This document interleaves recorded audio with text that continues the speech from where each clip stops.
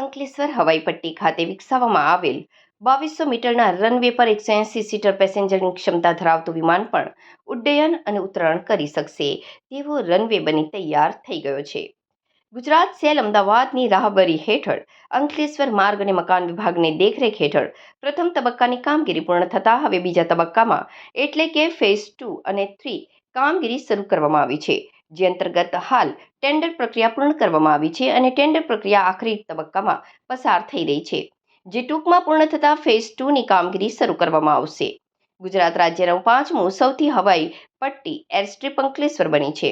2.5 kilometre લાંબી airstrip તૈયાર થઈ ગઈ છે. તેના પર બોઈંગ 737 અને એરબસ 322 ઉડાન ભરી શકશે. આ ખર્ચે પ્રોજેક્ટ પૂર્ણ થયો છે. હવે બીજા ફેઝમાં ETC ટાવર, એરપોર્ટ ઓફિસ, સંરક્ષણ દિવાલ અને વોટર ડાયવર્ઝન કામગીરી, વિમાન રિપેરિંગ સેન્ટર, કાર્ગો હેંગર સહિતની અન્ય સેવા કામગીરી શરૂ થશે.